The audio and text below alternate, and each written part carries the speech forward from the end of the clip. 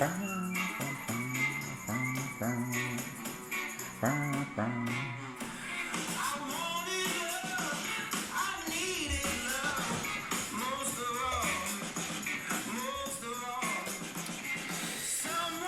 right, well, you know what time it is.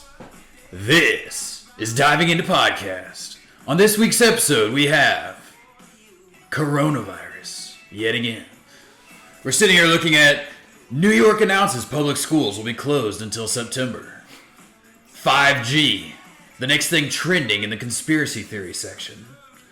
We have the end of times, locusts in Africa, coronavirus around the world, and a volcano explosion in Indonesia.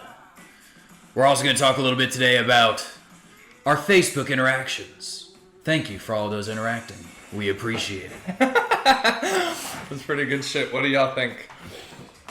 I'll need to know what they think because it's good. Yeah. It already is good. We are having a great Saturday morning. We hope you guys are too. Tomorrow's Easter Sunday. It is. It is Easter Sunday. For all of you who didn't know, Easter is not canceled. The government can't take it from us. I've been sitting on that joke for like 5 days. I need my chocolate bunny, damn it. Well, yeah, I mean, shit. So, I guess, ladies and gentlemen, with that, I don't know why I want to say ladies and gentlemen so bad all the time. Ladies and gentlemen. So nice. Ladies and gentlemen. All right.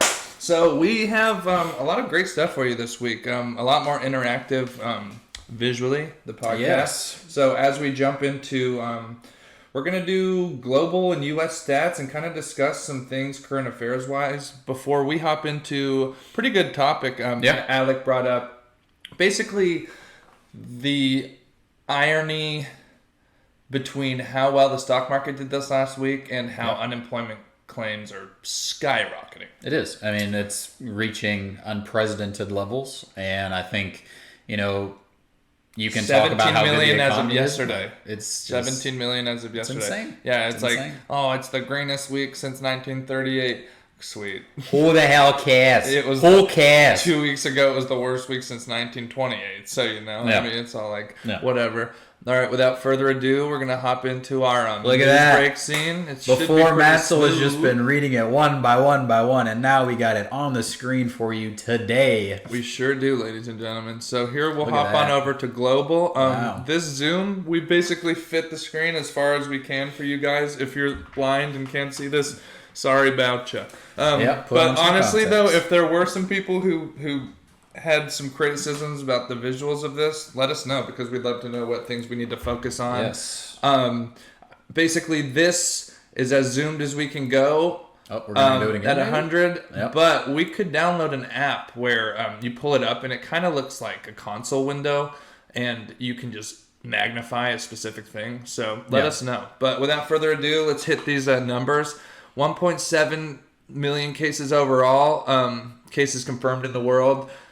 Almost 400,000 recovered, and the big news, I guess this figure is 7,000 up from last night. The big news yesterday was eclipsing that 100,000 number, which, not to be insensitive, but in the grand scheme of things, it's a blip in the scale. That's actually nothing. Almost 8 billion people, only 100,000.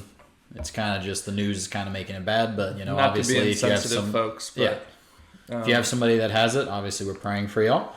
So with that, we hop in. U.S. is leading everything. 523,846 confirmed cases, 20,091 deaths. The most recent news with that, what did we see this morning or late last night? We've basically overtaken, what were they saying? We overtook Italy in total deaths. That's what it is. Here we go. You see that figure, 19,468. Oh, man. And look at it's that. weird, though, because you look at number 2 in Spain. I haven't really heard anything about Spain. Yeah, I definitely I saw a thing or two in like the last 10 days on Spain, but all the excitement news-wise has definitely been still following that Italy stuff and then the U.S. While I'm reading these off, you want to see on average how old Spain is? The average age of coronavirus? Yeah, so Italy's number 2, Japan is number 1, and they've handled things splendidly, as has Singapore and Sweden. Some more, I believe, conservative in their ideology and actions towards this virus. And so we covered those U.S. numbers. Spain, number 2, with not even close to the U.S. numbers unconfirmed, as you can tell with the rest of the whole list. 161,852, and we have 16,353 deaths. So obviously these lists are by confirmed cases, because Italy would be in the 2 spot if we were talking death rate. Not death rate, but deaths overall. All right, number 4, we have France. That's interesting stuff. Germany, 5. Mainland China is down to the 6th spot. But what's offland China? Grain of salt. If there's mainland China, what's offland China? I wonder if offland China's numbers. I do wonder if that's on here because I haven't seen it. So I'm looking at Spain right now. If you go all the way up to 59 years old, that equals 2% of the population that is being affected. Everything else, which is just crazy, it means 98% is above 60 years old. So we'll cover a few more of these stats, but later we're definitely going to get into a little bit of conversation about how serious is it, how far along are we? Not that we're the experts, but just looking at some cool articles that were shared with me and just some other things. Yep. And also the conversation many people are having now about how sick they were last fall and at the beginning of this year, and whether or not that was the common flu. Yeah, Reed said that he was sick for a week. And we were talking about Reed. If you guys have watched 2 episodes ago, our pilot buddy was on, and he was talking about very recently on one of my Facebook posts, basically that he came down with something where he was knocked out for a good week, whatever. Yeah, and doctors said they didn't know what it was. And we have probably, I don't remember, upwards of 10 comments on there, and we figured we'd just cover them. I know my dad had something to say about that with my mom and sister. And it's just kind of crazy because the horrible flu season, right? We've heard that over and over and over. I remember hearing that in the fall. And it's interesting because if you can attribute a lot of those deaths and overall confirmed cases to corona, that would put us much closer to the peak and a second surge of sorts, as opposed to this being the first and expecting one to come in the fall. Though, from what I understand, you still expect one in the fall anyway, so that would be the third, or if this was our first peak, it would be the second. Yeah. So, hopefully you had a little bit of time to look through the rest of those. I guess I didn't leave it on the top, but I can link this for you guys. That's basically enough on the hot top 10. We'll hop over to the U.S. Texas is now in red.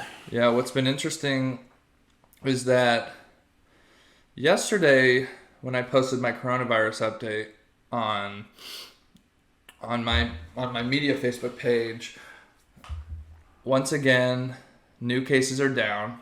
Yeah. As they were yesterday compared to the day before. Actually, I suppose that's not true, but it was very, very close. Yeah, new went down.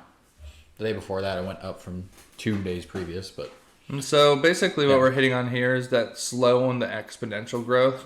That's generally been the talk of the town. I swear to God, Fauci this week was all over the board on gloom and doom or hopefulness. It was either Monday, Tuesday, fueling the good week. Probably everyone was like, "Oh, things are getting way better," blah blah blah. And then Fauci's talking about having immunity certificates and not having carried the thing, and I'm free. Yeah, right, and never shaking hands again.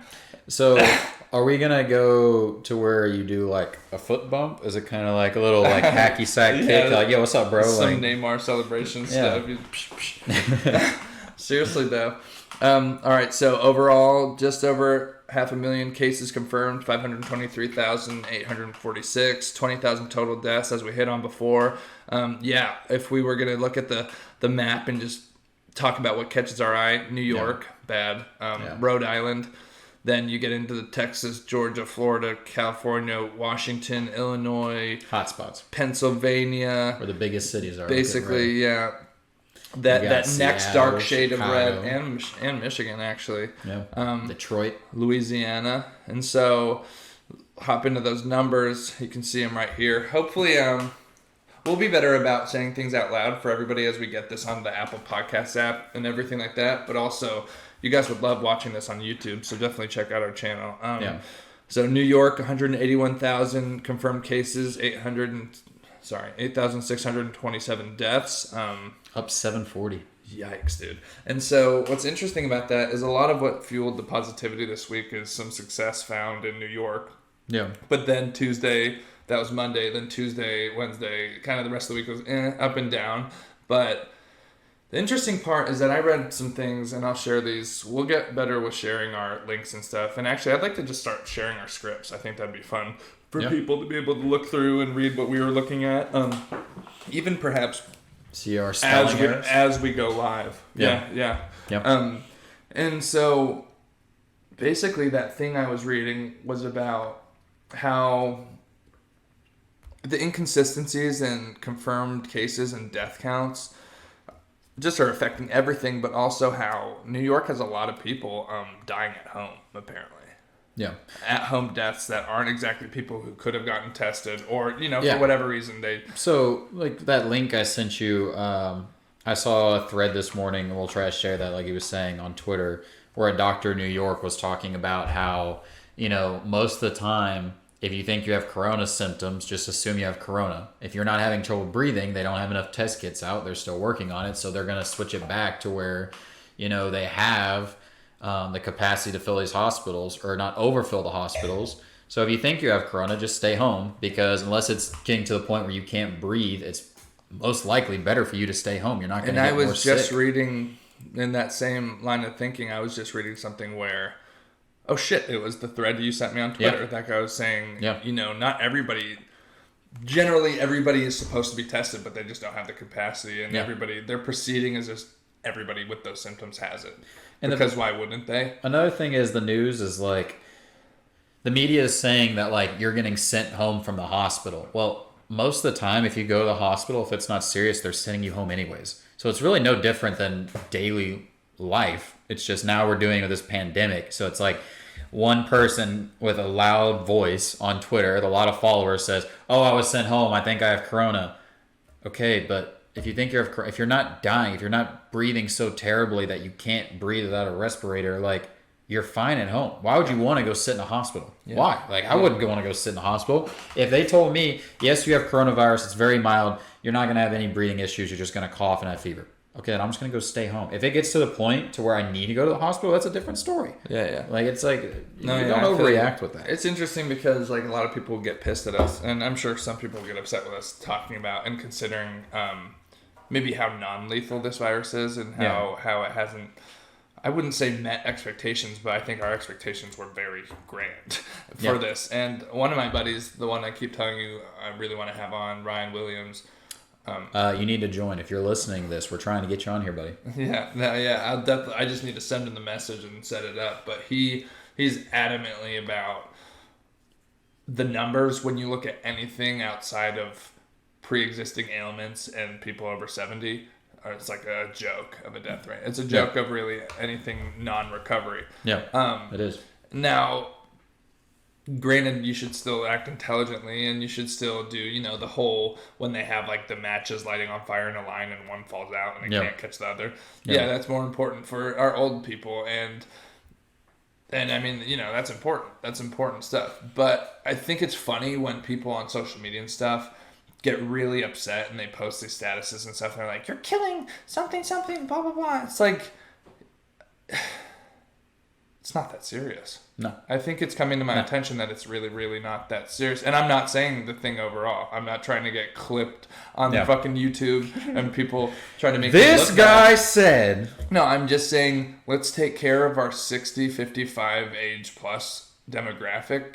Everyone else is probably all right, dude. Do you think that this correlates to, say, something where Trump is trying to get all these athletes back on the field? Like all these professional teams, because they're so young of players. Well, not necessarily young. They're mostly under 30. Some are over 30. If you're looking at Tom Brady and over Tampa Bay now. Or what's it? Yeah, the Tampa Bay Buccaneers. He trademarked Tampa. Tampa Brady, and then, oh shit, I don't remember the other one. My brother sent that one. Yeah. That's some funny stuff. Money moves, baby. Money moves. Okay. All right. Johnny Manziel over here. I was a fan of just his spunk. I didn't think he was ever going to, like... Who, Johnny? Yeah. Oh, dude, Johnny. I didn't exactly think he was going to get to the NFL and then, like... If he wouldn't have beat Bama at Bama, I don't think he would have gone to the NFL. And I'm being this I mean this like with all truth. A&M fans, and most of my friends are A&M fans, y'all are the absolute worst. In our entire lifetime, you guys have had 1, maybe 2 10-win seasons. Maybe. You know when the last time A&M won a national championship was in football? What? Exactly. I don't even have to give you the year because you can't think of one. No, I mean, shit. Would you know that by how big their fans are? If Johnny Manziel wouldn't have beat Bama at Bama, the base behind A&M would have just said bye-bye. I don't remember when didn't this do anything was. else. I think it was like 6 months ago, but I was talking with somebody about how if pay to play or if paying athletes became a thing, how fucking good A&M would be because they're so rich. Mm-hmm. And then you think about, the Stanfords, the cult. UTs, the biggest schools, like with the biggest boosters. Blah, blah, OSU would get killed. We would get killed. Yeah. Murdered. We would go in because like the top. almost exclusively take like 50%. 3-star recruits, and Gundy churns them out into 4 or 5 sometimes. Yeah. Which is Tyler impressive. Wallace. I mean, it's impressive as Chuba. hell. So that's interesting. Wait, I feel like we didn't exactly hit on your point fully, and this is something Alec mentioned to me this morning about how with Trump trying to get basically trying to get everything kicked off again. I think everybody was terrified. Everybody went home. That's horrible for money. It's bad. It's a bad idea. Specifically, I think Alec is going to go off on how things still aren't great, and I think this week was a little perplexing, and it almost made things seem like they weren't so bad yet because of the stock market. And then that's all people are talking about on like Fox News specifically and some more conservative news. So yesterday, and I just got signed out of my laptop, but the article says, 17 million as of yesterday filed for unemployment, and that's in 3 weeks, and then not that I have it pulled up, but I had read an article a few days ago, and the gist of it, which was summarized by the headline, was unemployment expected possibly to hit 20%. That's an astounding number. It is. That's 1 in 5. The biggest thing to me is, I consider myself, we talked about before, a libertarian moderate. And it's just like, what Trump's doing right now is he's trying to appeal to his base and make it seem like he has this under control. And I understand this is an election year, but you need to take care of the people. Stop talking about the economy and how, we did this much this week on the Dow, we did this much this week. Yes, the economy is important, but remember that, being a Christian, love thy neighbor, take care of the people around you. There is miles of people in Pittsburgh waiting at the food bank trying to get food, and people had to turn off their cars because they were worried about running out of gas in the middle of this line of cars. It was just miles of cars trying to get to the food bank. We need to take care of everyone here instead of worrying about, let's just turn sports on again. That'll get the people calm. No, it won't. Yeah. What happens if we turn on we rush into this? Somehow LeBron James, one of the biggest athletes of our generation, comes in contact with a random cameraman who they tested all the players and they're all safe, but then the cameraman has it and then LeBron dies of fucking coronavirus. Sorry, I'm trying to cuss less. But can you imagine if LeBron, they were like, we're all good. Let's rush into this. LeBron dies of coronavirus. The world, or Twitter would explode. I think Twitter have the most tweets ever in one night. R.I.P. Kobe, dude. That was bad. But if LeBron died of corona because Trump forced him to start playing basketball again, bro. The humanity, it would be terrible. The humanity. I mean, what's interesting too is it's always, oh man, I wish I could remember the specific instances, but I have this conversation a lot where the theme arises that, the buck ends with one person a lot of the time. The responsibility, the shitty, horrible news headlines you see on Twitter, SEO headlines and stuff. A lot of the times that's one person and they made everybody look fucking horrible. Yep. And so you think about, what was I relating that point specifically to? Basically how... Oh shoot, it'll come back to me later. But what's interesting about that, and you talk about that, is even so, we hit about this 2 episodes ago. The XFL was hanging on by a thread. Yeah. Dude, they were the last to do everything. They were trying. They basically in the last 2-3 days filed bankruptcy. Yeah. Almost. I don't think they filed bankruptcy. I don't think that's what it specifically was, but they pulled out. They're done with operations, and it's kind of funny because you hear these specific things. Oh, it was basically just my point was, one person can ruin everything. And so you have a one cameraman like that. And not even that. It's kind of like, we talked about this story. This guy's wife was pregnant and he went into the whatever and he was exhibiting signs of coronavirus, blah, blah, blah. This was like 2-3 weeks ago. And he basically compromised everybody in this pregnancy ward. And it's like because he wanted to see his kid get born. But that's a direct conflict of interest, which is your wife and baby's health. Like probably, maybe priorities 1 and 2. Probably. Yeah, I mean, like, I have a dog, but I can imagine eventually when I have a wife and kids, that would be my number 1 priority. Well, nobody's safe, man, because one's safe. Last week or earlier this week, the cat at the Cincinnati Zoo, the tiger got it, and 3 other big cats were asymptomatic. No one's safe for the tiger. We're asymptomatic. I may be dead wrong about it being Cincinnati, but I'm just gonna throw this out there. We need to free Joe Exotic. Talking about the big cats now. Trump, you want to pardon Joe Exotic to really get the media to do a 360 about how terrible you're doing with this? Have you watched all that? I'd have. Okay, so me and my girlfriend are probably 1 or 2 episodes from being done, but we've seen the gist of it, right? And memes have basically ruined it for you. Yeah, I mean, like, I saw everything through memes on Facebook and Twitter. The popular Twitter feud is a tad bit racial, but it's also just left versus right, and like people... Like I know you were joking, but people standing up for Joe Exotic as opposed to not standing up for Carol, or people standing up Carol Baskin, or people standing up or going for either of those two and not going for Doc Antle, the dude with the sex cult. Okay, that's some dude weird stuff going on, man. That dude's all that guy does is recruit 15 to like 18-year-old girls, and then he gives them boob jobs and tells them basically that they have to sleep with him to like move up. These people are making like $150 a week. They were making $100 a week. Yeah. Carol and I think Joe pay $150 a week. No, Carol's is free. It's basically volunteer. That's ridiculous, dude. I know. Because and so if we want to be, I can't wait to write like this into our description. Be like, people, we're having some fucking great tiger talk because all of them are crooked, man. All of them are crooked. Carol Baskin is so sweet. No, she is a demon. Looks like garbage. She is a demon. She got $10+ million from like when her husband disappeared. Oh, easy. That's interesting enough, and that they opened the case is hilarious because the times she killed her husband. The times we live in are incredible. But Carol Baskin killed her husband and fed him to the tigers. Dude, she has. It's funny. I was ranting about this to my girlfriend last night. She has $10+ million off of that settlement. Yep. Her place should be nicer. Her cats should be in like a way nicer facility. She should have more cats she rescued if she was good at rescuing big cats. Well, that and like the way that they drink water is literally, it's like she gets on Joe Exotic for keeping his tigers in a cage. And if you look at hers, theirs are literally in cages and their water's not out in the open. They literally have to stick their head into another cage to then drink the water. Oh no, I've seen that. Like almost like the what are those? I have no idea. Like a little doggy door? Like a little doggy door. It's like a doggy door, but then on the opposite side is just like a 2x2 head cage. Yeah, and that's where the water is. It's terrible. Here's the other part of that. Oh, dang it. I forgot that point, too. It doesn't matter. We have way too many points, and they're good ones. I'm just going to say, if you've watched The Tiger King, you know what I'm talking about. If you haven't, the next thing I'm going to say is hilarious, and you're going to want to watch it. My favorite entire thing from all of that Netflix series was when Joe Exotic walks into the gift shop and goes, "Oh my god! Hi everybody.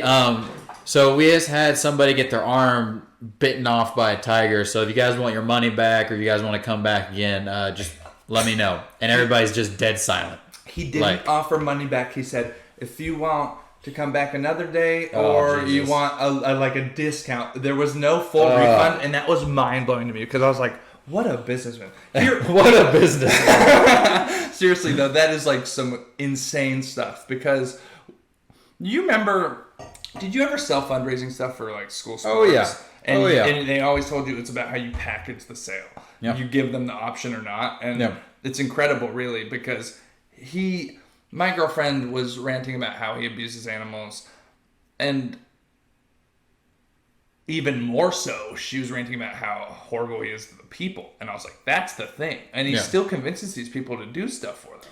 Well, like, I think most of them come out of, like, straight prison. Like, well, that's exactly what we were talking about. Literally the guy that was going to do the hit street. On Carol, like, the guy who's going to do the hit on Carol, that guy doesn't have a clue.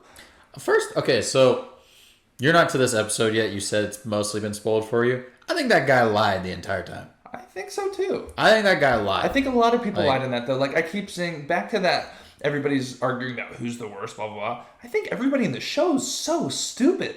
Okay, well there is one except guy. For the guy, the TV producer guy. Because he kind of knew the guy who looked like Hunter S. Thompson with like the safari. Yes. Yes. Well, I like the libertarian dude too. That one part, he's funny. That guy's funny. That guy's funny. Right, it makes for good memes too.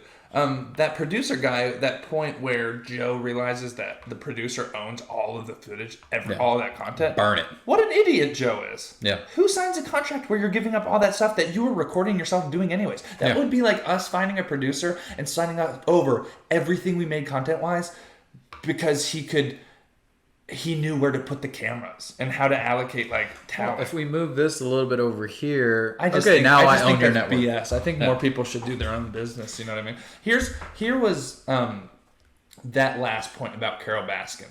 Weird. Killed her husband. Weird. She has all that money from that previous settlement, and she doesn't take better care of that park. But also through all of the settlements and lawsuits and stuff they try and do, they're so vindictive. She's trying to take Joe Exotic's parents' house. For what? For what? I know. For what? Take the park. Take everything he owns. Take every single cat and make a lot of money. But like, why are you going after people's like, that's so messed up. Yeah. Like that's so messed up. And maybe Joe involved them. You know, which he did. He involved their pocketbook. He did. Like that. But at the same time, they didn't know, and they say that in the show. Like he had to go to his mom and apologize because he literally told her, "I used all your money," and like she had no idea. So it's like.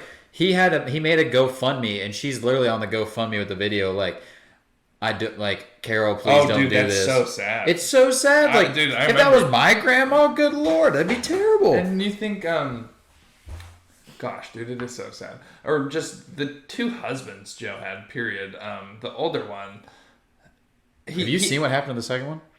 You haven't seen that yet. You're on I have. Oh yeah, I have. Okay, never mind. Yeah, no. So he committed suicide right in front of. The video. Okay, so that's when I finally understood what that meme was with the guy, the libertarian guy making that face, and I was like, oh my god, dude. He literally goes, "I have one in the chamber, but it doesn't shoot if I don't have the clip in it."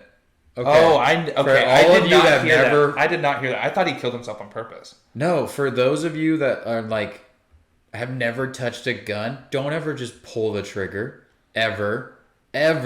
Always check the chamber. That is when they were talking about it on the movie or the series, I'm sitting there because I hunt and I'm sitting there like, who in the hell just points a gun at their head and says, oh, it's not going to do anything? Well, it speaks to it speaks to how we segued to this point where the older guy, and I'm blanking on his name, Toothless, whatever the hell, who actually looks pretty good now in interviews. They really made him look like shit. I don't know why I didn't put a shirt on.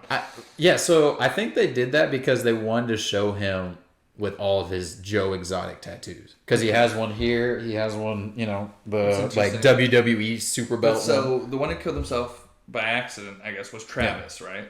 Travis or something like that. Travis Maldonado. That guy, Maldonado, that is so messed up. You want to talk about like Doug Antle and the whole sex cult deal. Well, I mean, that kid was just out of his mind on meth, and that's like the only reason he was married to Joe. And then neither of Joe's husbands were gay. No. The other one, he immediately had a kid. The third one. He had a kid. The dude was literally hooking up with Joe's secretary and had a kid. And he escaped away. Yeah, and he was like, all right, well, I have a kid now, so I'm just going to... That's incredible. Diving into film reviews. You're welcome, Netflix. Yeah. It's original and true. I mean, we hit on some great stuff there. So we basically took care of our. So I think we're going to do some branding in retrospect. Whenever we dive into a deeper issue, we probably didn't hit that one as deep as we generally do. But that unemployment thing, for example, did you get into your idea about the job draft on that? Before you do, we're gonna start calling these. We're gonna cover like select issues. Maybe they're hyper relative to like unemployment right now, which is what that is, or a platform issue as we get closer to a presidential election. Blah blah blah. Yeah. When we're gonna call it on the ground issue coverage. On the ground, I think came from the idea that we would find an overarching topic like that and maybe go shoot in on a local event or maybe a protest or something. Yeah. But so. That was our on the ground segment, talking a little bit about unemployment. Do you have something kind of a legible thought to talk about with that job draft? Or I thought it was an interesting idea. I just don't know how you would move forward with that. You know what I mean? So basically what I was talking to Matt this morning about is, in World War II, because the media keeps saying this, we're at wartime, right? So if we're at wartime, then in World War II, everybody that, lost a job from the Great Depression, because if you don't remember World War II, we got us out of the Great Depression by going into war. I think the way that we should do it now is with everybody that doesn't have a job. People should be almost required to work in a job that's helping the American people. So when we were talking about the Pittsburgh food line, have more people at the food line, at the food bank. If the food bank is so full that it's 10 miles down of traffic, then maybe we should open multiple food banks. Close down this, all those employees get turned into food bank employees. There should be a way for us to employ people like we did during World War II for the pandemic that we have going on. Now, I'm not necessarily sure how that would work. There's going to be there's going to be, as everyone says, your snowflake. Well, I have a college degree. I have a master's degree. Well, yeah, guess what? You're just like everybody else. You don't have a job. Who knows when you'll get your job back? Why don't you help everybody else? We need help producing this. Then we need to go find people that worked in a similar sector that maybe can be trained in a week, 2 weeks. It's not that hard for certain jobs. And then you can just start working to help your everyday American. I understand everybody wants to quarantine at home. Not everybody wants to, actually. I'm taking that back. I'm going to backtrack on that. But, I'm just sick and tired of seeing all these people complain, and then you see on the news that there's more and more people, like we talked about, that are going jobless. Well, let's file something in the government that makes people work. Everybody's saying we get more socialist when a pandemic happens or when a crisis happens. We go towards socialism. Well, if you really want to go that route, then you're not going to be able to sit at home, watch TV and Netflix, Tire King all day, and maybe, DoorDash some, I don't even know, McDonald's. Whatever the hell. Seriously, if you want to actually do something, then you would make it happen. Yourself. You played the devil's advocate. I was going to play. What are you going to say to other people that are like, oh, what is the government going to just force me to work? Yeah. A lot of people aren't going to like that, buddy. I get it. But, At least since I'm drafting you to war. Yeah, We do have a soft generation. I probably have 12 or 15 really close friends. I have 3 of my quote-unquote best friends in the military. And I don't get to see them because they're protecting our country and doing the duties to make sure that our country is safe every day. And, if we can't help them militarily, we need to help them, what's the word for it? Just as a normal citizen. If you can't work because your job laid you off, then help other people. In World War II, they said, all right, if we can't, you lost your job producing cars, now we're making airplanes for war. We're going to switch you over to airplanes. So one caveat there is people who are furloughed should be allowed to work that way too. You shouldn't. Yeah. People who are on furlough, you're not supposed. You can't get another job. Yeah, that's kind of bullshit. A store, okay. A good example is a local store that sells clothes. Right, all your store employees buy a sewing kit. Seriously, start making masks. Everybody, we're running out of masks. We're running out of masks. Okay, all these clothing companies that can't be open because they're not considered an essential job. Every single one of those companies could be making masks. That's interesting. Not every employee knows how to sew, but some do, and those some could keep working. They're not out of work. Dude, don't a lot of people know how to sew? I'm not gonna lie, I have no idea how to sew. Dude, when I lived overseas, we had to learn how to cross stitch in second or third grade. British school, so maybe. That's I was about to say you lived overseas. Here in second grade, let's see. This is America. This is America. A manufacturing press or something like that. I think we were doing those multiplication. Was that second? Maybe it's later now. I don't even know. Second grade. It feels like forever ago. We're old. Yeah. We are old. I turned 25 2 weeks ago. Yeah. Post happy birthday to Matt. I'll be 25. What's today? The 11th. I'll be 25 in a month. I'm not looking forward to it. So you were always decently old for your grade? Yeah. Dude, I've always been like the youngest. Or like my Yeah. friends are all so much older than me. I was the oldest. Like when we went to OSU. Yeah. Shout out friends. When we went to OSU, I was the oldest, minus Devin. I think Devin's older than me. Devin, I remember being old. Yeah, Devin Courier. Well, because like hanging out with y'all, I was barely older than you. I was the PC older. Yeah. Above. Yeah. I haven't seen the Tulsa guys out in years, it feels like. Oh shit, man. I definitely need to like make my way back up to Oklahoma more. It's just... Yeah, you see, I want to, but unless it's for a football game, Oklahoma, you suck. I mean, I'm going to be honest. You guys have no good Mexican food. Really no good food in general. Joe Exotic's gone. Joe Exotic's gone. Kevin Durant left. Russell Westbrook left. Your basketball team is somehow winning games, but I still think is overrated. Like, I'm just being honest. I'd rather go to a Mavs game. That's just me. You think they're overrated? Man, I think... I think... Hell of a storyline. I think... Okay, so when I watched the Mavs lose to the Thunder, I think it was New Year's Eve. I was hanging out with Martine before we went to downtown in Dallas, and the Mavericks were ahead by like 11 points and then just blew it in the fourth quarter. Oh. And it was just like, so many teams have done that versus the Thunder, and the Thunder fans are going to say, oh yeah, that's because we turned it up in the fourth quarter. Or it's because the Mavericks missed like 12 shots in a row. Like, congratulations, our team missed 12 shots in a row. Like, I don't want to talk about it, but I still think the Thunder are overrated. Never been a Thunder fan. Never will be a Thunder fan. But that's just me. I think we should talk about this New York thing, though. We're not talking about the Knicks. Everybody knows the Knicks suck. We're going to talk about the public school system that Matt was looking up this morning. Yeah. It's just I'd seen. I think I get a lot of good notifications from Wall Street Journal, although I don't subscribe to them anymore because it's pretty pricey a month. And it is. And most of their stuff is super biased. But the thing about saying most for something like the Wall Street Journal is silly because they have so much coverage and they're like everything, gardening, home, blah, blah, blah. Yeah. And it's basically what I've said before. We live in a time where you can't really shit on someone for sharing only Fox News or CNN because there's a lot of great work being done there. And so we should take things more at a writer to article basis. Yep. With that, it was just... Wall Street Journal is really good with their timeliness, and so New York announced public school system will be closed till September. I didn't have a whole ton to cover there, but I mean that's by far the most drastic measure I've heard in the public school system. Yep. I mean, my siblings are still in high school. Shout out Madison and Corbin, and my little sister is missing her senior year prom. She's not able to walk across the stage. Somebody in her senior class joked like we should just do senior year again.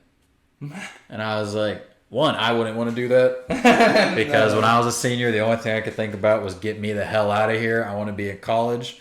But no, so like that's what they're talking about in high school right now. Like they should just run this year back for us. Because like in most colleges, and I'm seeing it in high school too, they're just doing pass or fail grades. It's not even like that's what it's not even based on your grades anymore. It's just pass or fail. The only thing my little brother does is turn on his laptop and just sit in a Zoom class while he's on his phone, and that's how he passes. It's funny.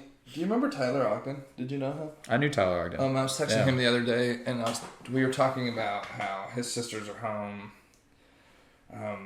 Oh gosh, I wish I remembered specifically, but one of them I think teaches in Iowa and then one somewhere else in the Midwest, and they basically had nowhere really to stay, so they had to come home. And there are a lot of people that had to do that, but it's kind of funny because I responded with how my brother Josh, he's a senior at A&M, and he went like back to school 3 weeks ago, right when all that stuff got announced, just to spend the time at his house and stuff like that. And, they still have online stuff. Yeah. And it's interesting because... I mean, that's just till September. It's pretty crazy. You consider that, how much does New York alone impact the sports landscape? When you talk about getting sports backing up and going, and then you sent me that thing about the mass graves somewhere in New York, and then we talk about Rikers. Island. We talk about Rikers and all of these, jail issues have been in the headlines a bit and talking about just what the health is in places like that and how it's easy to spread. Ooh, in New York, you take a jail there. Yeah. The hot spot, it's going to be even worse. That's why all these I saw a video yesterday of a guy in prison, and there's a dude laying in a bed, like, you know, prison bed, so they're bunk beds, right? So this guy's on the first bunk, and he's got a mask on, he's got a blanket on, and he's just like this, you know, he's just shivering. And the guy snuck a camera into the prison. Doesn't say how he does that. I don't really care, but he has a camera in his cell, and he's videoing. He says, they're keeping us locked in here like dogs. This guy right here tested positive for coronavirus. He is out cold, shaking, coughing throughout the whole night, and I'm stuck in here with him. I'm going to die, and I'm supposed to get out in 6 months. And that's crazy. Yeah. Like, that dude's supposed to be free in 6 months for whatever he did. I have no idea. I didn't do that much research on it, but it's kind of crazy to think about. Well, and like, you consider, though, you consider, you know, like, if you're in jail and you've committed some pretty terrible things, a lot of people would say you're lucky to have that opportunity to, like, whatever the fuck that is. But on the other hand, a lot of people will give it shit because of the slave labor aspect. Just how cheap, like, pennies on the dollar people do stuff for. And then just, even if you're taking that at a small scale, labor. What that pay is transferable to and what they charge in jails for other things, it's absurd. Yeah. The hours in to buy simple things is we have really we have the largest prisons system in the world. We got rid of slavery to then push it into jails so that everybody can. Our prison system makes so much money. Yeah, and that's why they're now making private prisons. Exactly. Well, there's so much private industry in it. That's what's crazy about it. Wait, so now that we kind of came full circle to New York again, let's finish these stats. So, number 2, New Jersey. Just to highlight this really quickly, Texas, 10 spot. That's kind of been about where we've been. We cracked the top 10, but we're not at the top. Well, I'm okay with that. Earlier, we were definitely higher, right? Wasn't it? We were top 5 and we fell out. Yeah, so we were at the very beginning, top 5. We've taken the right steps. Almost every major city has been quarantined early, minus Houston. Houston kind of does its own thing all the time. So check this out. New Jersey, 58,000 confirmed cases, about a third basically of New York. 2,183 deaths. Michigan in the 3 spot, 23. Damn, it's like half. Yeah. Look at that, like, just exponentially between all those. That's interesting. I was like, what the hell? Those aren't states. Let's see here. Michigan, 23,481, 1,281 deaths. Pennsylvania, 21,655, and a big jump. Yeah. I wonder what's mostly responsible for that, because Philly's always just a... Interesting stuff. Philly, Delaware, of course. California, honestly, kind of surprising that they bring up the 5 spot. 21,482. I think that's because a lot of California cities quarantine early, like San Francisco. It's very true. San Francisco is not even top 5, is it? Number 6. Yeah. It's impressive, honestly. How big San Francisco is, and they don't even have 1,000 people. Sure. I mean, if you want to take it to the next level, they're right up there with their homeless problem, right? Oh, yeah. In terms of homelessness in the cities. LA. We were looking at that. LA, San Diego is like the big... I thought it was worse in San Fran than San Diego. The last time I went to San Francisco, it was honestly sad to see because there's so many tents lining the streets. You can't even see local businesses anymore. So if you're walking down the sidewalk, you're stepping over pipes. And that's not in every part of the city. I'm not going to sit here and say that it is. Yeah. But if you want to go to certain points in the city where there used to be, a park here that would show up on some travel website, you have to go through all the tents of the homeless. And it's really sad to see how many people moved to California in hopes of getting a better job and didn't find anything, and now they're homeless. It's crazy. It's pretty sad to consider. You guys have had a little time to look at these. Texas, just to hit on those specifically, and I suppose we can jump over to Texas right now and then hit on some of that news. Texas, 12,715 confirmed cases overall, 264 overall deaths.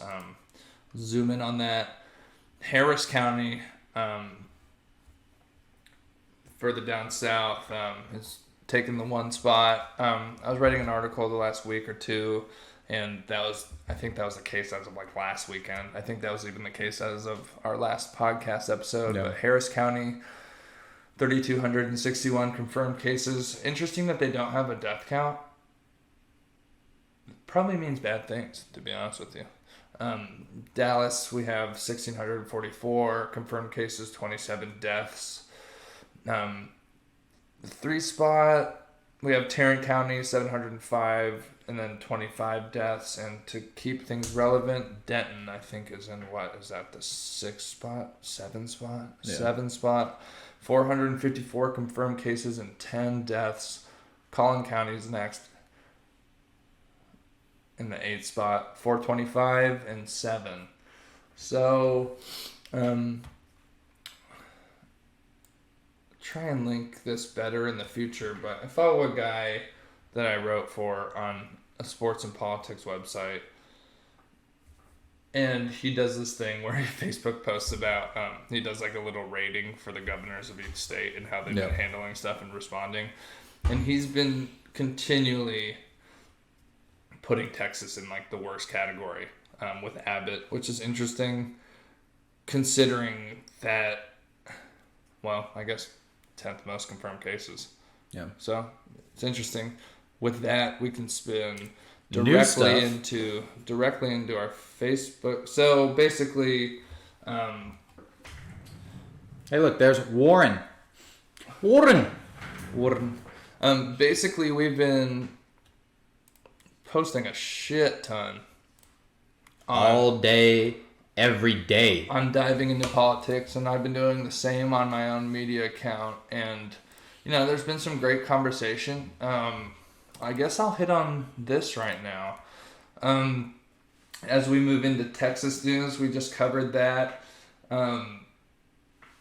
Basically, yeah, I guess this is all we have on the agenda. So basically, this was a little post I saw from, I suppose little is not the right thing to say. Jim wrote a long article.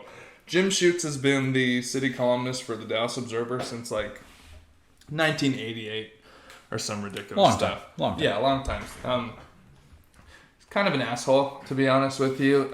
He's sort of your super liberal, but that's not even my point. Like, that's fine. I'm totally cool with differing ideologies, but grouchy, Yeah. And I love him. I love him for it because it makes for some great city commentary. You guys can already see this, but basically, interesting thread discussing the recent kerfuffle. I thought that was so funny, man. Wow. That was a great use of the word kerfuffle. The recent kerfuffle between Dallas County Judge Clay Jenkins and Governor Greg Abbott, I misspelled it on that post, which pisses me off, over use of the federal overflow hospital that was set up in downtown Dallas. Talked about who wrote it. I put in a little bit of an explanation because a lot of people aren't great at following city news, which I understand. It's a bitch to follow. Local news is where it's at if you actually pay attention. Well, you said, I thought that was genius. You mentioned last episode talking about you're going to make way more impact at your local and city levels than you will at the national level. That's why That's why I started writing for that newspaper at the Dallas Examiner. Because I realized that. Now, do I need to take that to the next step? Yeah, but hopefully business and this kind of stuff will do that. So essentially, I just tagged the Fox News article from Dallas that I got this explanation from, and it's just discussing how the dispute started. Pretty stupid, to be honest with you. This dispute started over the weekend when the governor's office got a hold of a voicemail from a military leader suggesting that the judge, Judge Jenkins, obviously, judge did not plan to use the K. Bailey Hutchison Convention Center, which the federal government has made ready as a pop-up hospital with 250 beds and military medical personnel staffing. We had a call with Judge Clay Jenkins. I'm doing a different voice since this is his voice. The voicemail said, his team has no intentions of moving patients into the convention center, and the Department of Defense is confused. The governor sent a letter warning the judge, confirm you'll use the convention center or the federal government will move it. The judge responded at a press conference Sunday. It's a very odd letter, Jenkins said. It insinuates that we don't want the federal resource when actually we are working hours a day to stand up that resource. We don't have enough time for me to go in to read Jim's whole thing. No. But basically, he's talking shit about how Abbott made a whole big deal when essentially they're wanting the federal government to look good for giving us this hospital. And the whole point was that they're making a whole fuss about getting patients in there, blah, blah, blah, when really our hospital system hasn't been taxed enough to need it. No, and it's essentially not that bad as it is in It's New York. a PR thing, though. Yeah, and so that's what Jim's talking hard shit, basically saying it's a photo op, which to some point it is. And then what's funniest about all of this is even so, this doesn't capture a lot of how Jenkins and Abbott haven't been communicating, and neither have their offices, and so it's like this like weird little egotistical standoff. But I'm pretty sure it's more on Abbott's side. Yeah. Which sounds like some classic stupid federal government shit. Like, you know, they're trying to feel validated for giving you a resource that you probably could have had a conversation about in the first place, and Jenkins probably would have said something about how, you know, we probably don't need that. You know, so not only is the city expending resources to set that up, and not that we know anything about this. I've written on some Dallas city politics and done like I try to do my due diligence, but Dallas, I swear, is like the wild, wild west, man. There's a lot of stupid shit that goes on politically, but also a lot of really interesting stuff. And I mean, you know, you think we've been in the hot spot a little bit, like with the Amber Geiger shooting, everything like that. You know, it was like 2.5, 3 years ago when all of those cops got shot by that dude. That's what I was going to talk about. We were flying back from Maui, and they actually said we might have to redirect the plane as we were on our flight back from Maui. So it's like Jesus. We were taking a red line, and we get that news, and we're like, where are we going to go? And then we land, and naturally everybody opens up their phones, and that's what we come back to, and it was terrible. So that conversation there basically perfectly brings us into this one. It's not the earth is flat, the curve is flat. So this is from my buddy Jeff Casto. I mean, he's definitely my buddy, but I met him through my best friend, Jet Meanit. He's really good friends with Jeff. Jeff is from Argyle. Not to give too much information on him, but I mean, you can find him on Facebook, you know, in this day and age. Yeah. He sends me some great stuff, and he's always like supporting me in my political endeavors, basically. And he's been liking what we've been doing with our podcast and stuff. And he's been sending me a shit ton of information on coronavirus. Basically, this was a really long article dissecting, basically just dissecting how we've been looking at this virus. We've been treating it as if this was the first spike, and everything about maintaining, you know, flattening the curve, maintaining essentially that first peak. But Alec and I have been talking about this a lot off air in preparation for this episode. If you look back at flu data through last summer, as we know, stuff was crazy in the fall. Yeah. It's really interesting Wild to see numbers. how many people had something they had written off as the flu, yet still know that they didn't test positive for the flu, and that they went through some crazy symptoms. Yeah. I had fever for like 4 days straight in like October, November range. Well, so it's interesting because that time span keeps getting pushed further and further back. Yeah. But right here, basically, I can read the post, and then most importantly, we'll hop into these comments just to cover a few of those. We mentioned earlier, of course, Reed talking about it. So found this interesting. Thanks, Jeff Casto, for the share. And then I said, would love some information on the point this article suggests about the beginning of the curve. I don't exactly understand how the curve is impacted by quarantine and health regulations, but I generally get it. I think the main gist of it is that by properly identifying the actual seed date, that's generally, I think like specifically it's identifying that first case in the United States, but I think also sometimes they use seed date generally, and you know, they're trying to find like the beginning of a month or something like that. Whatever, at least like finding something about that would be more accurate than us thinking it only got here in March and February, right? Yeah. So Upon properly identifying that actual seed date, you realize that this year's number of flu cases stretching back to last fall has been insanely high. Thusly, and coupled with China's dishonesty, which I've been talking about all the time, every day. I love you added that. Chances are this virus has been circulating for far longer than we know. Naturally, that would make it seem that A, some type of herd immunity has already been established, and B, this virus is far less lethal than it has been made out to be by the limited data we have, which doesn't paint the entire picture at all. I don't even know if you can question most of that. Pretty solid post. I wish I had... We'll do better in the future. Shit, dude, we can just start pulling up our scripts on here and pulling up every article so we can look at it this way so that they can look through it with us. I really like that idea.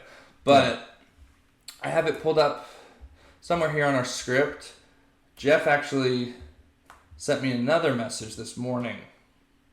And it was talking about...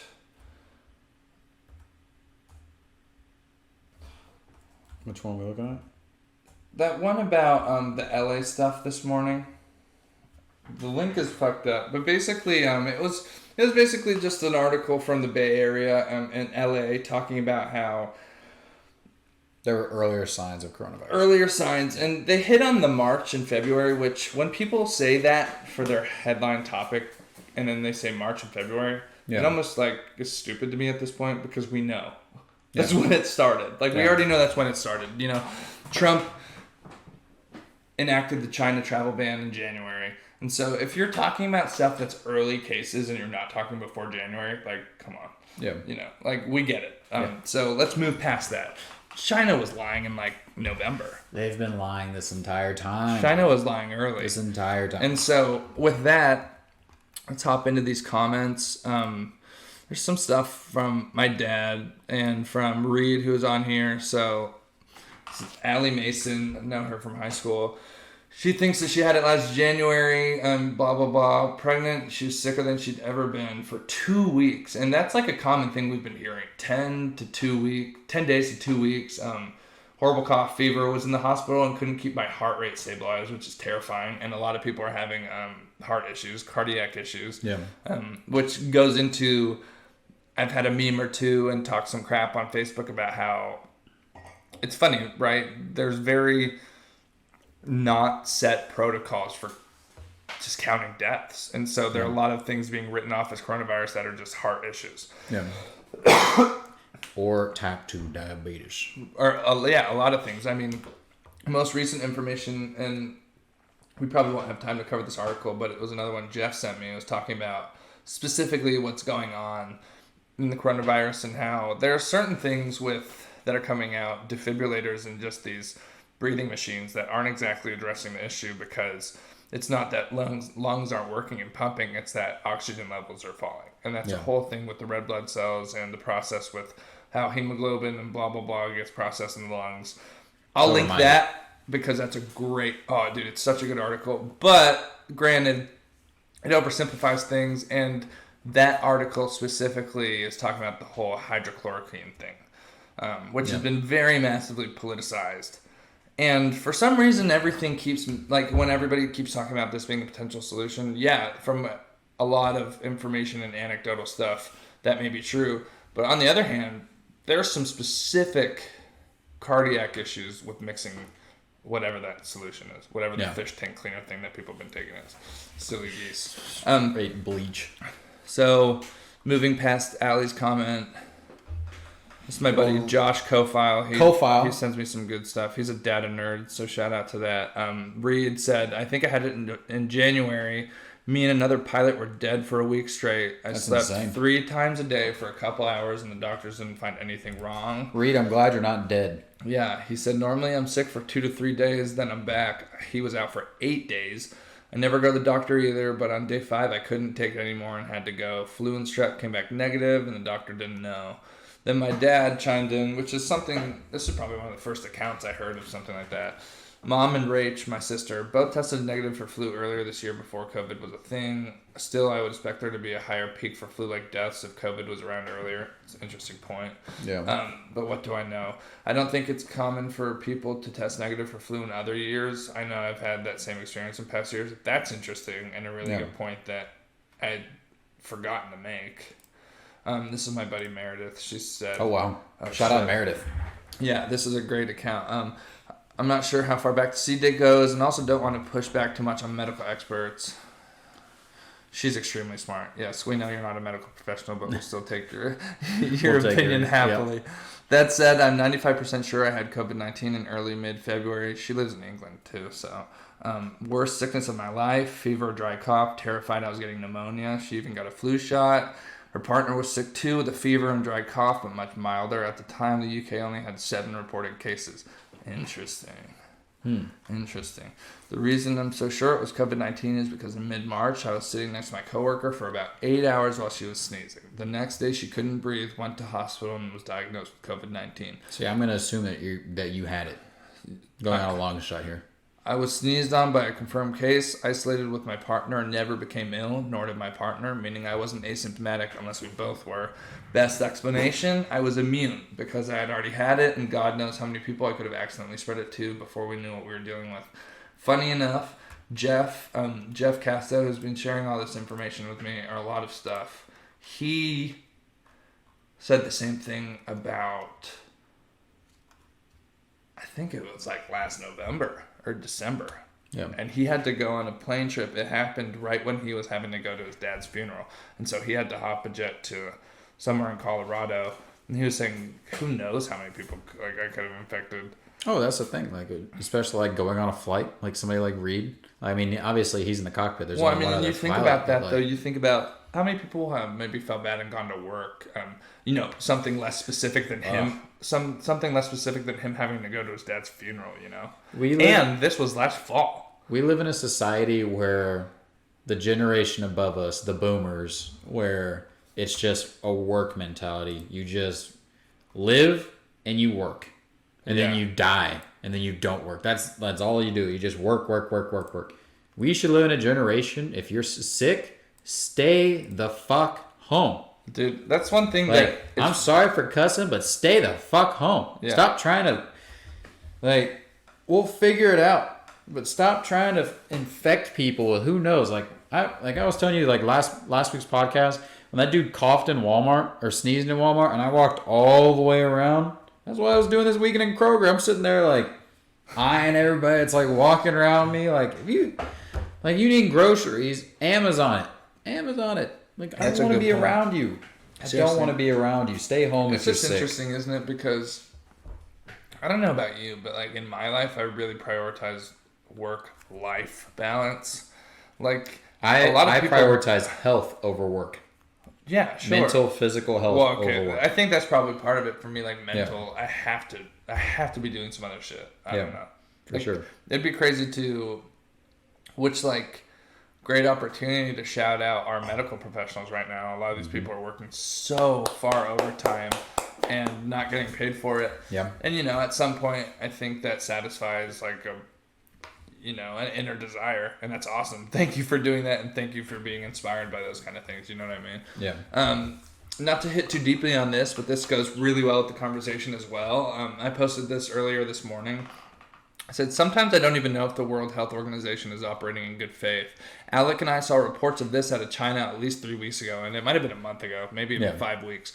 I figured they could have looked into it by now. It's a Reuters article, and it's titled, WHO says looking into reports of some COVID patients testing positive again. Surprise. We straight up saw that stuff coming out of China. China was releasing people while they were still coughing. How are you releasing people if they're still coughing and they're still infectious? The virus hasn't been around long enough for you to just release them. It begs a much larger question, doesn't it? And conversation just about we're supposed to put all of our medical trust into the CDC and the WHO, and at some degree they were talking shit at putting masks on. Yeah. In the early days. I know we've talked about that. Now they're saying don't wear a mask. Now they're saying wear a mask. Now they're saying just back and forth. They can't figure it out. And I think we did well to address those hypocrisies last time, or maybe we talked about it just off air since our last episode, but I don't know. I've had a great Facebook post or two about it as why. First of all, I don't know. Why didn't they consider the fact that masks could probably help you? One thing Asian culture has really figured out is that when they're sick, they wear masks so they don't infect other people. And it's Yeah. almost like America has that ass backwards. Everybody was talking about like wearing a mask to protect themselves. That's the far less efficient understanding, and mechanism specifically. The point in wearing masks is that if you're a sick person, put on a mask and save everybody else. It's kind of the same idea as like not being not putting yourself in the position to be an asymptomatic carrier and then infecting a bunch of old people. I wore a ski mask when I went to Kroger. That's hilarious. I literally wore a ski mask, or when I went to Aspen, I just covered my whole face, couldn't even see me, all I saw were my eyes. Like, it wasn't about it, man. Like, I think we covered it last podcast, but I had talked about how me and my girlfriend went to Kroger, and everybody there, it was like, shout out Kroger, by the way. It was weird, though. Like, everybody was wearing some crazy-ass mask.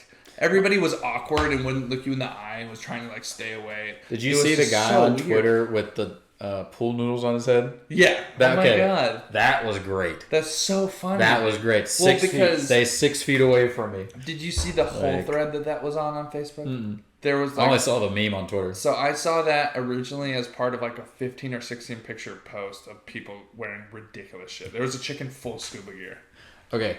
I would go in full scuba gear if I had it. I'm not gonna lie. I have a little oxygen on some tank. Joe Rogan NASA. Yeah. On some Joe Rogan NASA. Outfit. Yeah. I mean, good God though, people. Good God. Where are we at right now? We've covered a lot of. Are we at 5G? I was gonna say definitely. We can definitely hit that 5G. Ladies and gentlemen, everybody's into conspiracies these days, and the largest one is that 5G's gonna kill us. We gonna die. All right, so real quick on the 5G thing. Basically, you have celebrities like MIA, John Cusack. He's an actor. We need to talk about how they're trying to convince their followers that 5G is the reason that coronavirus is happening. And the problem with that, not only is just so blatantly idiotic, it's just like, I mean, you should almost get accused of like spreading like false, like this is a pandemic, propaganda. Like propaganda, free like speech, it's, bro. I know it's free speech, but like, I mean, if you click the article, you'll see, and we'll link the article for you. We know we're trying to get all this worked. Obviously, today we got Facebook out, but we're gonna switch it. So basically, the thing I'm going to talk about 5G is over in England, over the Netherlands, people are blowing up 5G towers. Blowing them up. Lighting them on fire or just blowing them up because they think it connects you to coronavirus. I don't understand how my phone's connection is going to get me coronavirus. Like, I don't understand that. How is this? Hello? Oh, I have corona? Oh, shit. Okay, well, too late. Like, how does that make sense? It just, The radiation, it's weird to me. I think that, like, there's some conspiracy theories, like, maybe we could talk about, but this one's pretty flippin' stupid. I mean, I don't think there's any backing to it whatsoever. I laughed when you wanted to talk about this today because as many people that have popped on my timeline in the last week, doing the classic 5G is going to kill us, blah, blah, blah. 5 million YouTube videos about it. Yeah. I've had like 4 or 5 really good ones talking shit on those people. Yeah. Deservedly. Yeah. Because they're just telecom workers and people scaling the poles, installing it's these things, and they're like, nothing's going on. Yeah, it's literally just an antenna. Like, I watched a guy who claimed he was a military defense weapons expert or something. You can look it up on YouTube. I'm pretty sure I just typed in like 5G conspiracy. It was like second or third video. And this guy debunks this other video and he talks about how this guy pulls up this antenna on a 5G tower and he's like, this is what they use. This right here launches the codes. To what? The nukes? The nukes of Corona? No, it's just a freaking antenna for 5G for your phone. Like, it's just... It's mind-blowing to me that you're going to think that a phone connection is going to lead you to coronavirus. Radiation is going to give you corona, a flu. That makes literally no sense to me. Why don't you spin that into, is this the end times? Well, I don't think it is. But But the thing is, The world might have something to say. the world has something to say different. Locusts in Africa, coronavirus around the world. Oh yeah, in Indonesia, a volcano just exploded. If you haven't seen it, the slow-mo is really cool. We were talking about it earlier. I have no idea how it happens. When a volcano explodes, lightning just appears. I'm still blown away. Like, you're watching this slow-mo, right? It's like this nice little black mountain and it's like the sunset, you know, it's really dark blue sky. And you just see this giant gulf of lava just explode out of nowhere. And then on top of that, The massive black cloud. yeah, the smoke cloud, and then out of nowhere, just lightning. Boom! Like, where does that come from? Like, there's that much pressure built up that somehow lightning happens? If we click on one of those scenes, can't we just change the URL? Should we show them that video? Yeah, I think that'll work. Pretty sure it'll work just fine. I think it'll work. Folks, we watched this on. We do not own the rights to this video we are about to play. Just putting that out there now. But you want to type in watch? What was the last thing you watched on YouTube? I don't know. That's like some. I was saying like that's some jazz shit. What was that? The thing is, I don't use this computer all that much for anything besides Indonesia volcano? Volvano. Volcano. You gotta love Some that. true Italiano. You have to actually open YouTube. It's so annoying, but we can also do this.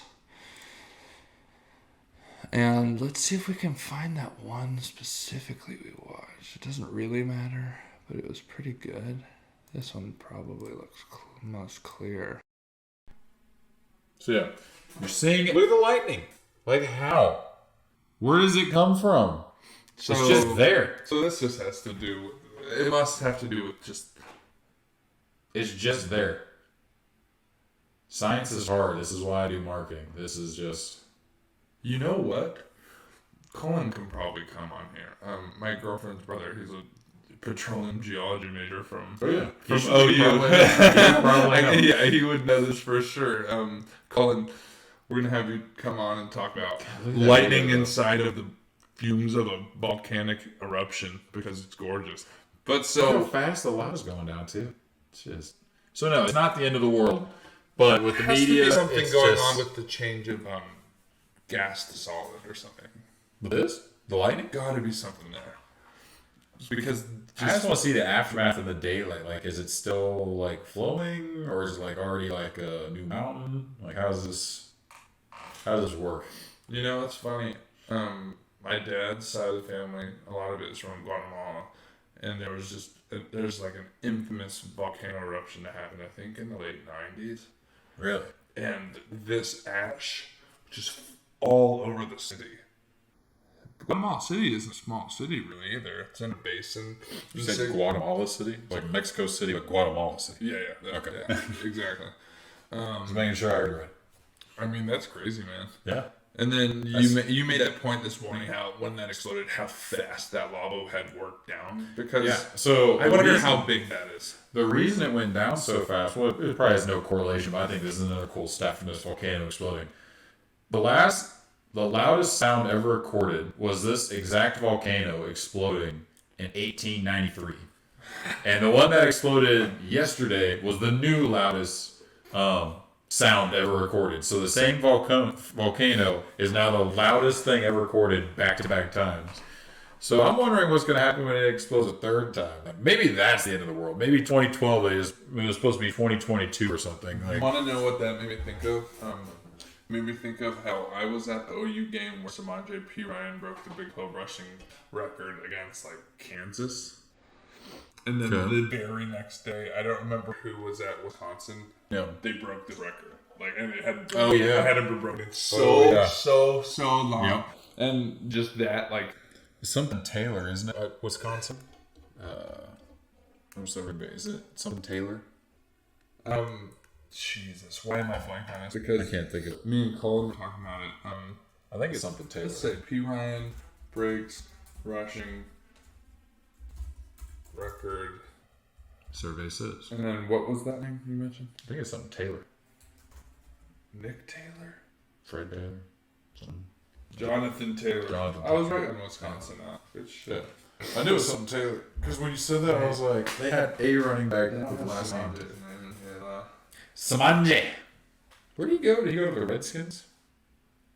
Samaje Perine, Redskins? I don't know. I know what I got confused about in the first place because Samanje broke Melvin Gordon's record. I was about to say, how crazy! That's actually a single game FBS record. What a crazy game that was! It was an absolute storm. I think we hit on everything, man. Besides, we had a little bit to hit on the Pop Sports Minute. I remember you were bringing up, and then we have a little bit of sad news. Early this morning is when I think me and Alec both got.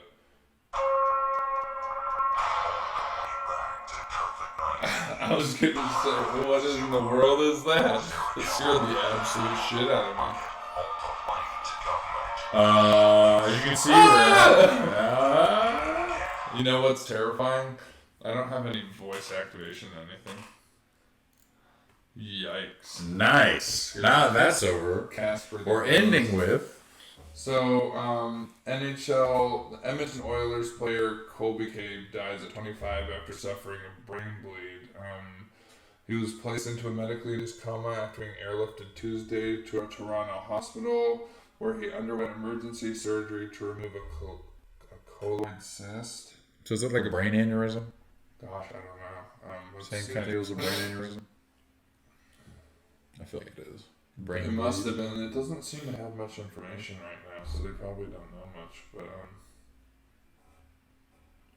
But dude, that's terrible. I'm 25. I know. It's really sad. What were the other points you had brought up? I guess we So- already hit on. Yeah, because I was going to talk about the sports Trump thing, but we already covered that. The biggest thing that I want to talk about is, I guess, mentioned before, my buddy Reggie, he made a video last night talking about how everybody needs to stay safe and, everybody stay home. And I just want to end on that note for the sports part of it is just these athletes, they're staying home too. They want to be safe. They want to be able to go out and perform the same way again. And I think that's the biggest thing. We don't want to rush these athletes to go to do that. Oh, here we go. There's the video we were talking about before. To end a little bit of a happy note, kind of like what you were saying with Reggie, just talking, encouraging people that, dude, gotta do what you gotta do, blah, blah, blah. This was from my buddy Jackson and his sister Jessica. She's a stud videographer and basically anything content creator. Yeah. Jackson was a stud baseball player. My boy, he's Cole's. For all y'all who know Cole, he's his cousin, so I have a lot of great friends through Cole's family. I know way too many Coles. Way too many Coles. You know Cole McGill. I do. Yeah.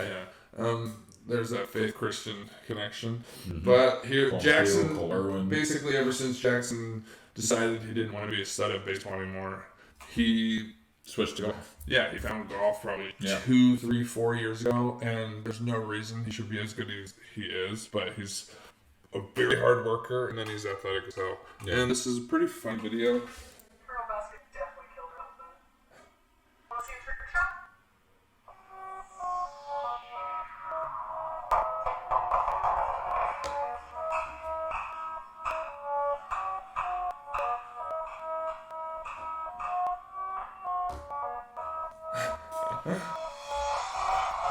Yeah, since I suck at golf, I would never in my life be able to do this. Unless I'm playing, if I can play against Dan Hancock in golf, then it's an easy W. I always have my best game when I'm playing against Dan. Okay, I can maybe, a little soccer, little kick with the feet. Actually, I can do that. You just got to spend time on it, Juggling. Me and Gomback used to do that all the time.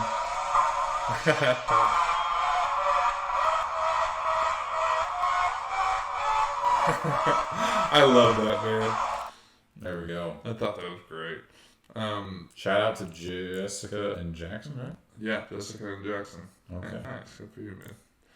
You and your memory. I know. Working on it. Man, do we have anything else we want to hit? I guess. Yes. I actually want to hit one more random thought because I'm like Matt this morning. I wasn't able to cut my own hair.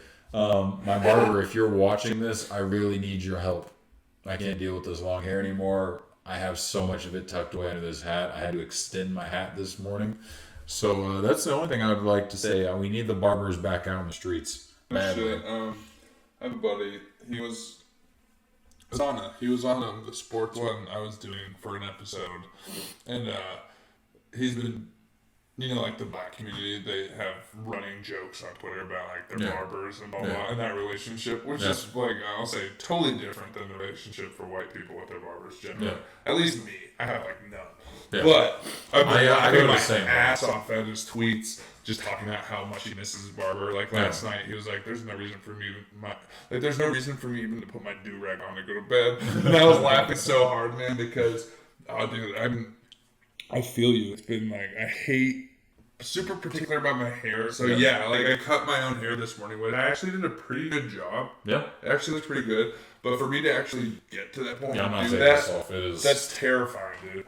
almost have a mullet going. It's bad. So yeah, if you guys need haircuts, I'm COVID-19 negative, and $5 a pop. $5 a pop. 5? Oh, dude, you gotta go higher than that. No one's cutting hair right now. You gotta start at like 50. You gotta be one of those Amazon guys that's hoards That's toilet everything paper. I stand against. That was like, somebody posted I don't remember what the article was about. It was some athlete, and it was talking about how much they paid for their haircuts.